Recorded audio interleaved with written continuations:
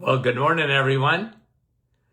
And once again, welcome to another live this morning.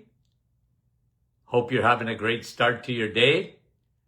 And I'd love to say hello to you guys. So if you can come on and say hello, that would be great. And as you get your notifications this morning, let me see. Who's going to be number one today? Good. Okay, Andrea, right at the top of my hit parade. There's Kevin from sunny Oshawa. Not so sunny here in the north today. Okay, let's see. Hi, Rosa from Montreal. Lorraine from British Columbia. Good morning. Rosalinda. Not in the clouds today, Rosalinda. I don't know why, but welcome. Brahim, there you are. Having his coffee this morning in Portland, Oregon. Hi, Judy, New Brunswick. John from Elgin, not Elgin. Hi, Patricia. Maria. Brahim says he's number one. Hi, Sylvia from Mississippi. Danny Lay, Iron Bridge.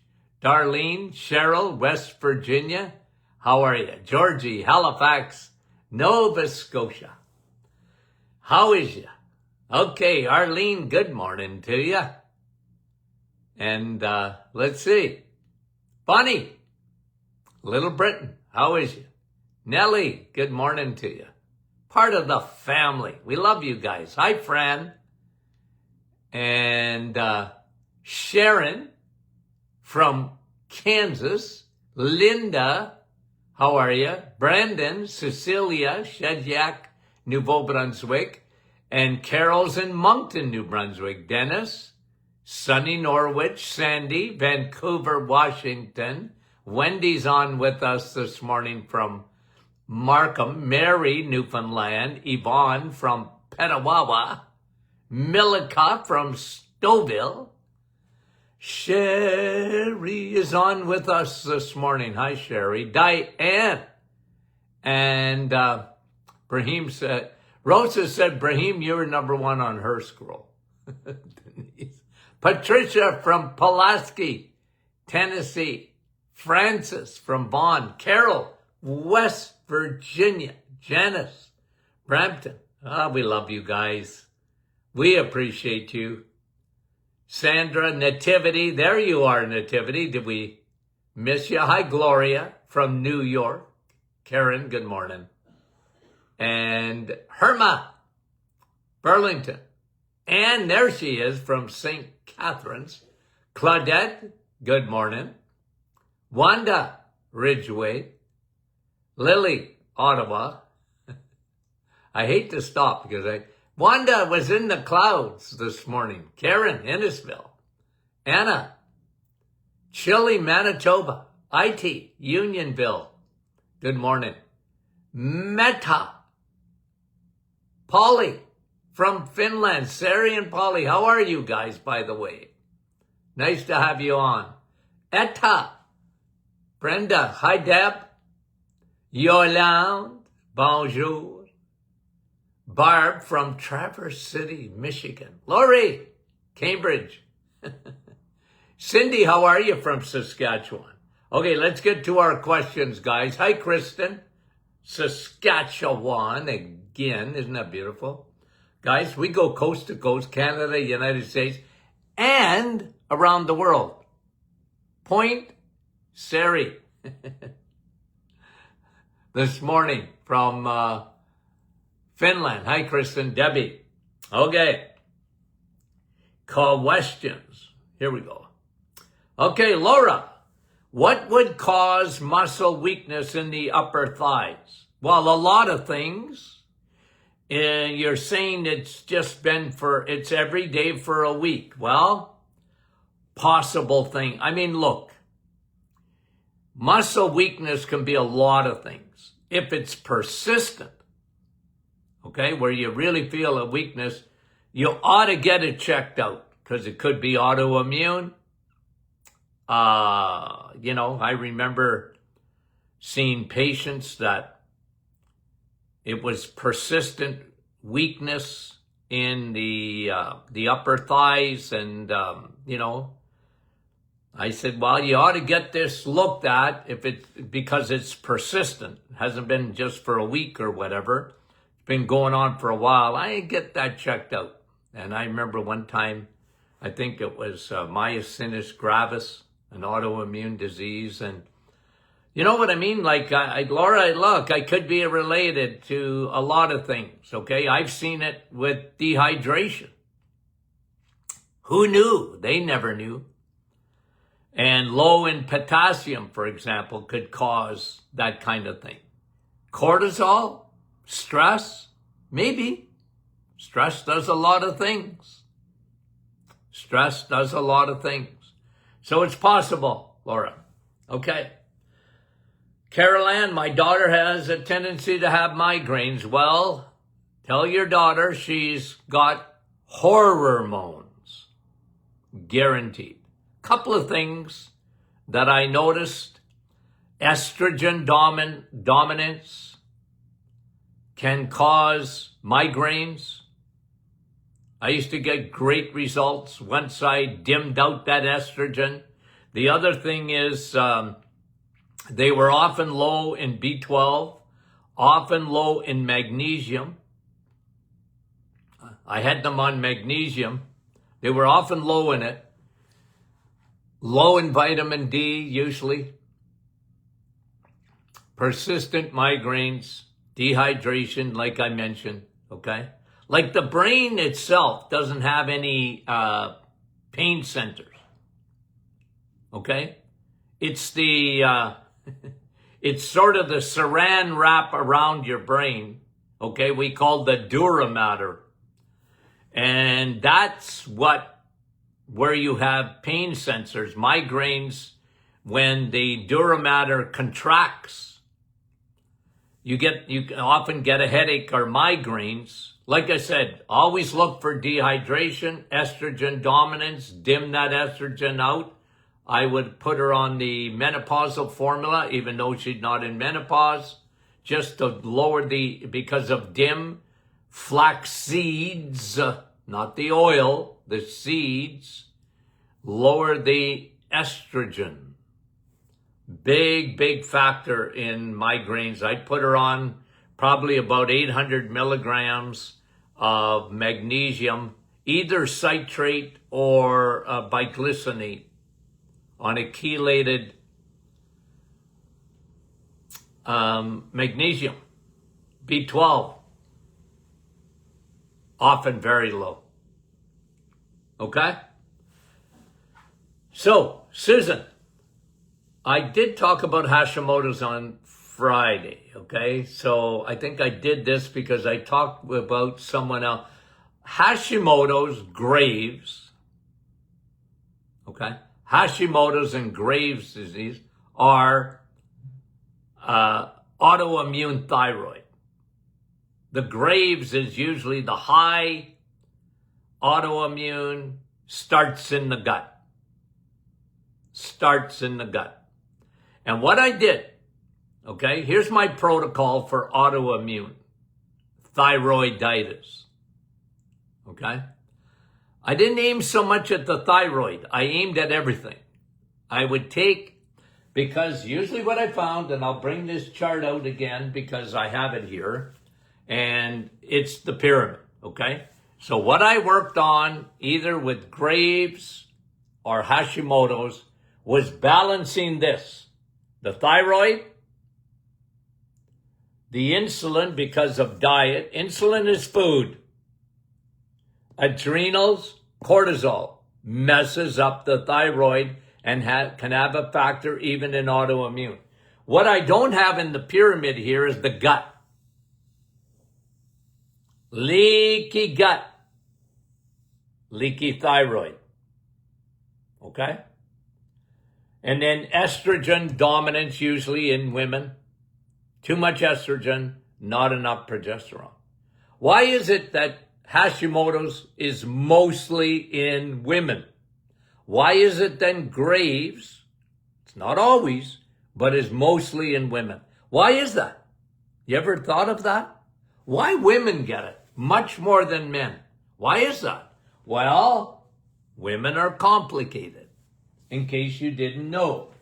Women have ovaries, in case you didn't know. And there's that when they can get out of balance big time. That's why even in autoimmune, I fix the leaky gut, probiotics. That's the protocol, the diet, the reset. They always do better after the reset. And cleaning out the liver has a lot to do with that thyroid, because what happens in the liver doesn't stay in the liver. It's not Las Vegas. Okay? What happens in Vegas stays in Vegas.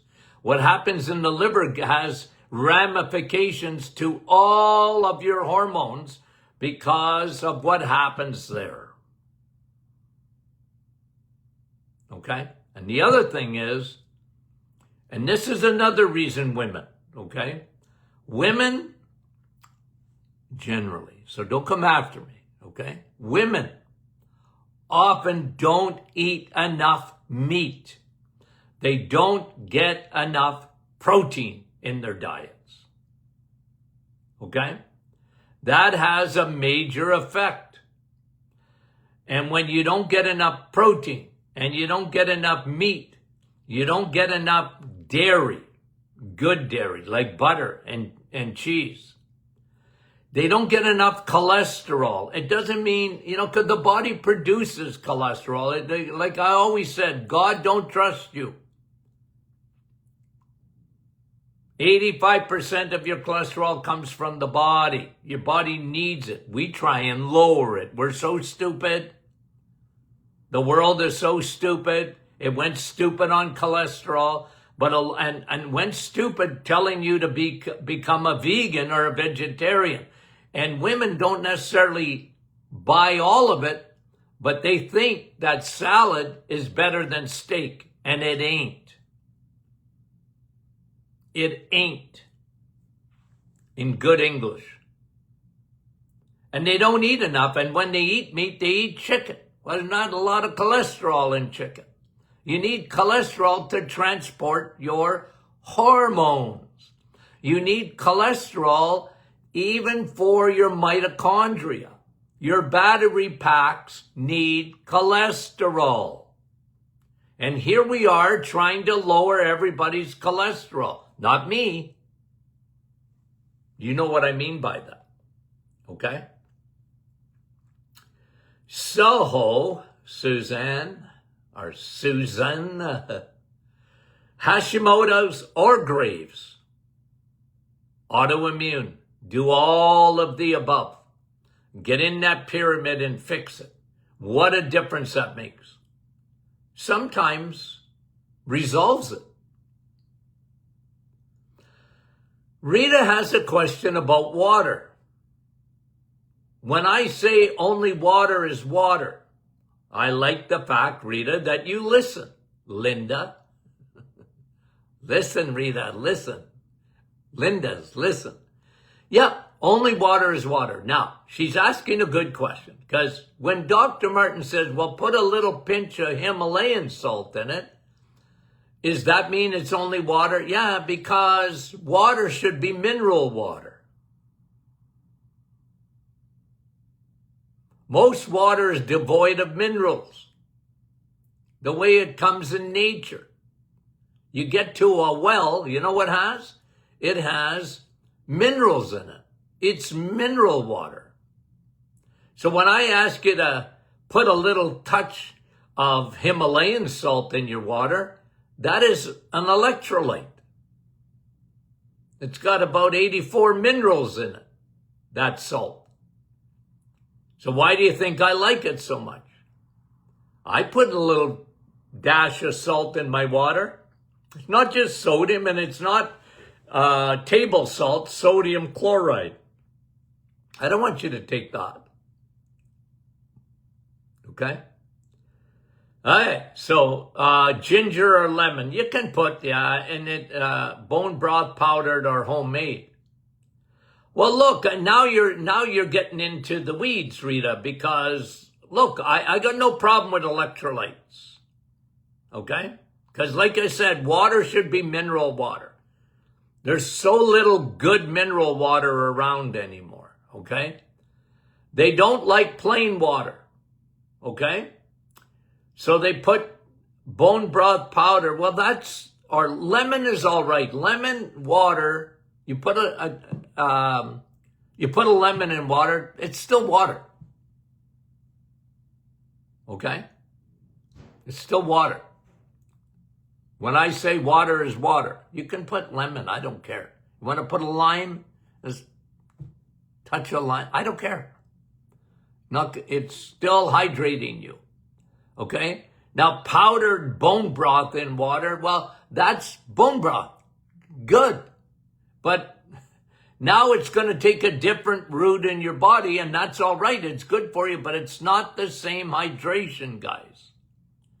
You have to understand, I'm talking about hydration. You need 2 liters of water a day.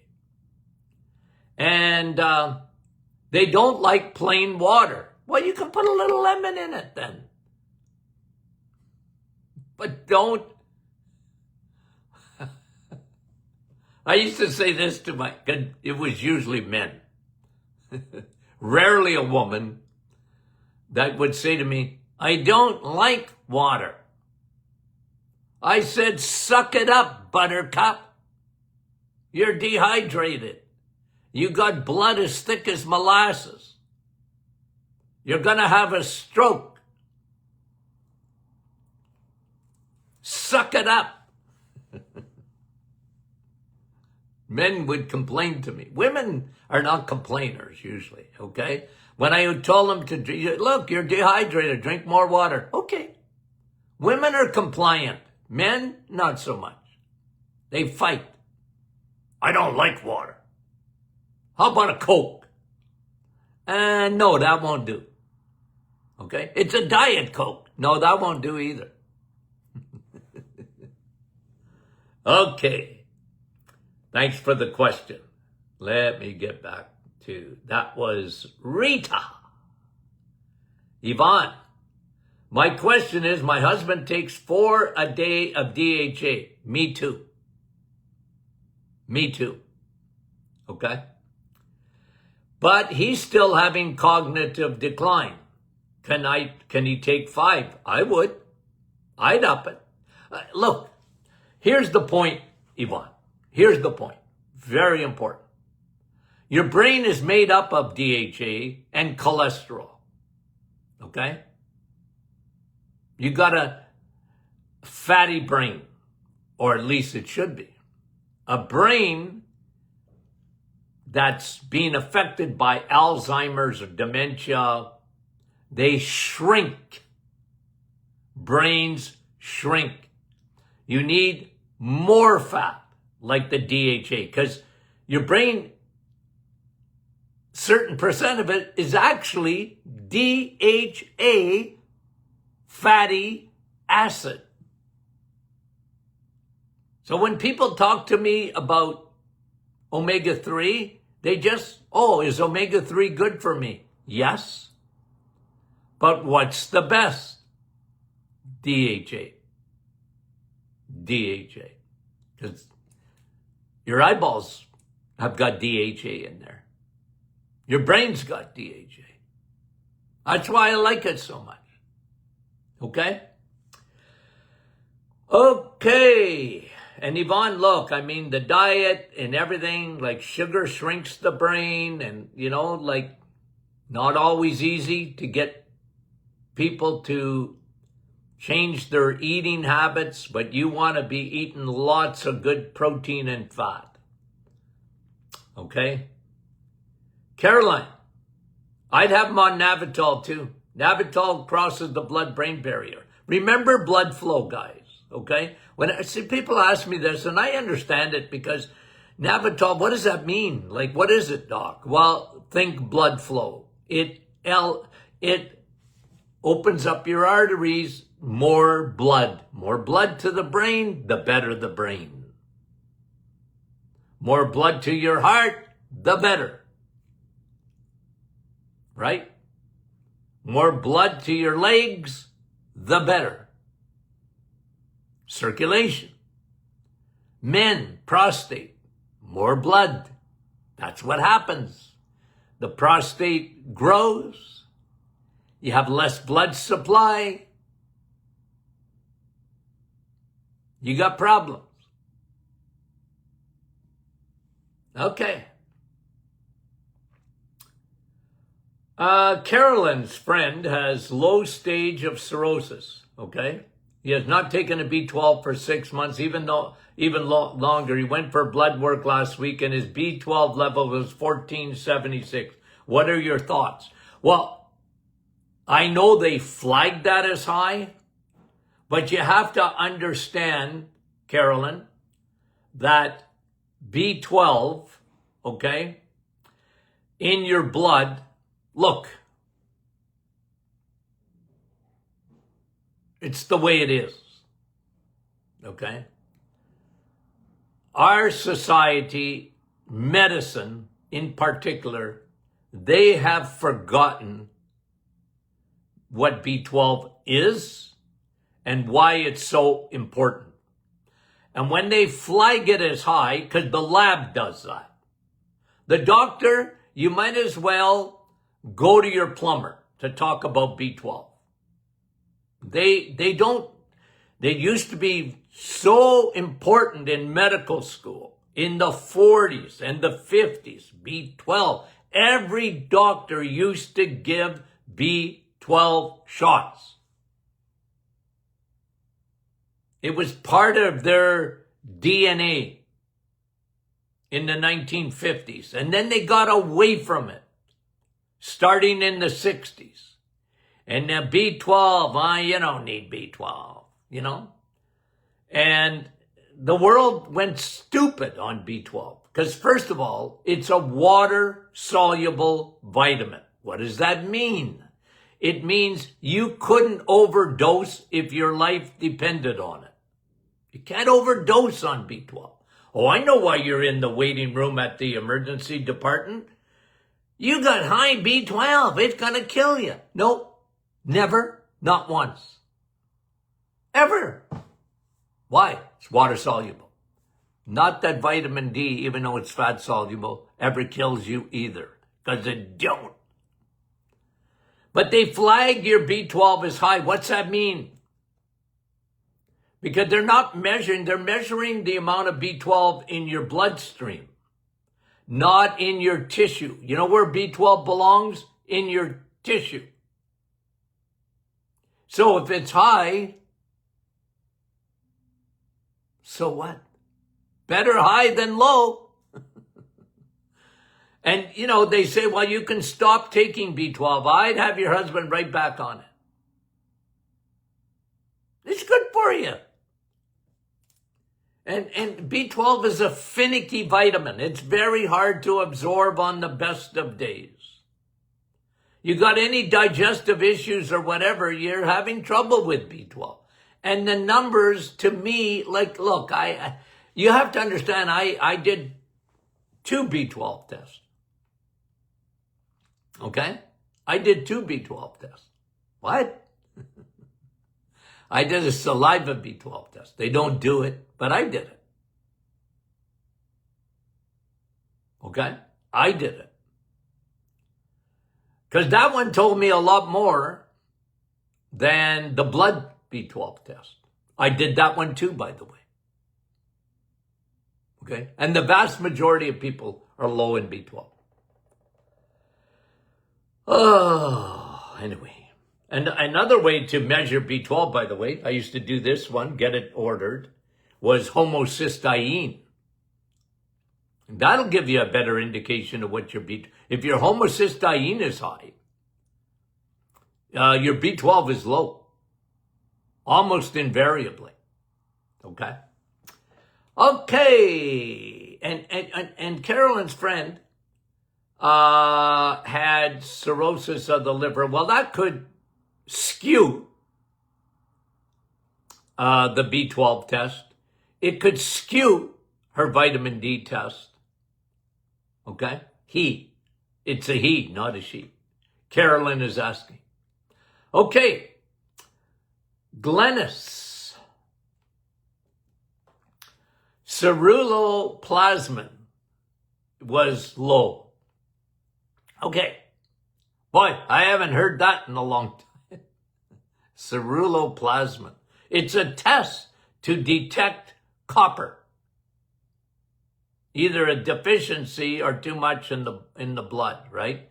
And usually they do it when they're looking for Wilson's. It's a liver disease, okay?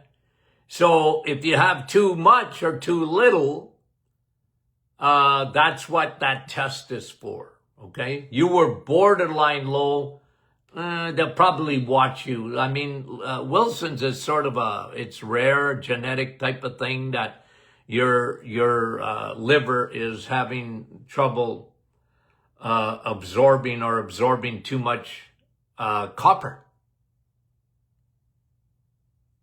Are you swallowing pennies?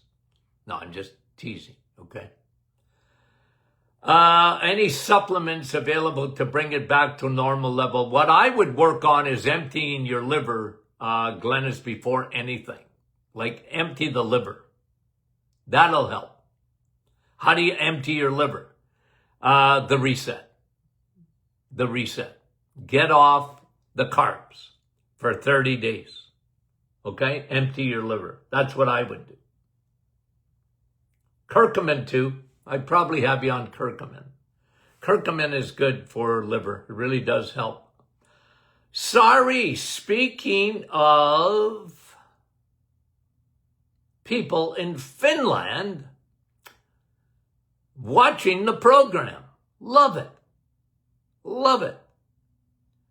I was wondering if you'd tell me what Dr. Martin's protocol is for maintaining good blood pressure. Well, let's look at blood pressure, okay? BP. We always start with the diet because most people that have high blood pressure, okay, most people that have high blood pressure eat way too many carbs and like breads, pastas, noodles, sugar, sweets, pastries, you name it, in the carb section, and they live on it. Most people with high blood pressure. And what that does, insulin and sugar affects your kidneys. And when people blame, cardiologists for years blamed salt. I blame sugar for high blood pressure. Okay? Poor salt. It's been vilified. And the only time salt will bother you if you're dehydrated.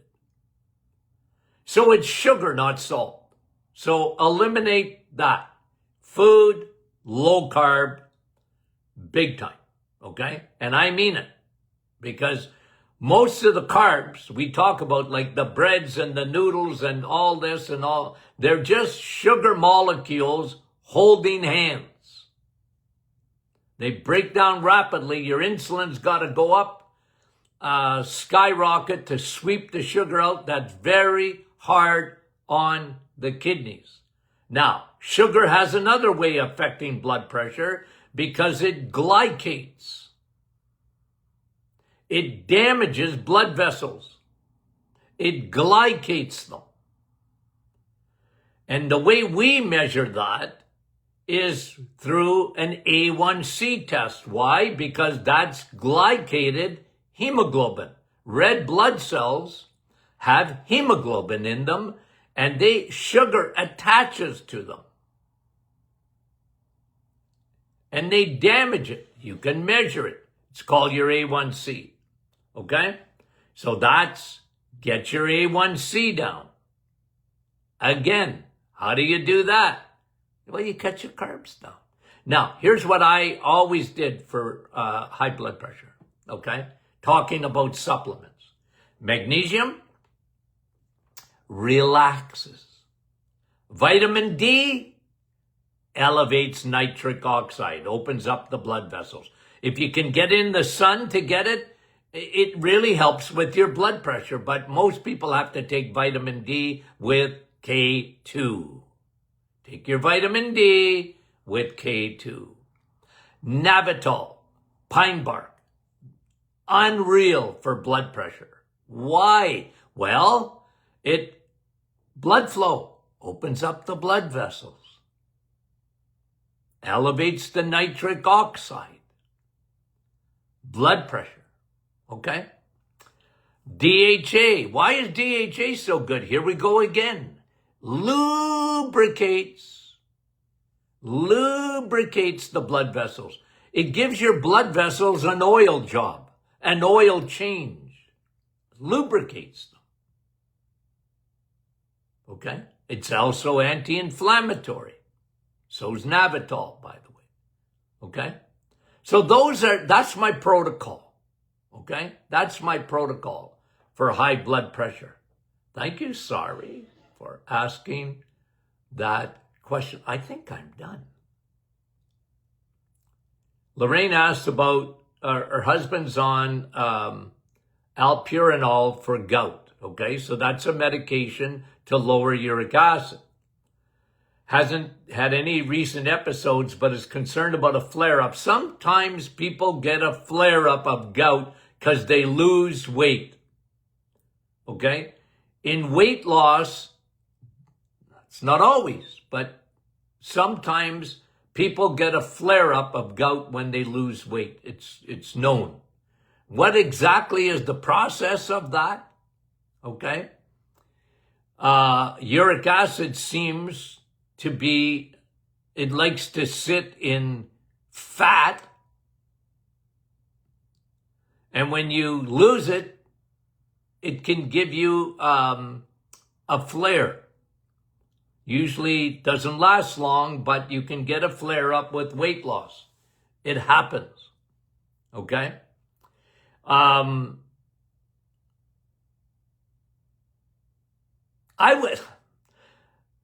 The EMC does so much for you. Okay? And if he's on alpurinol, because remember, okay, it's not, I've talked about uric acid. I actually add the testing of uric acid to metabolic syndrome.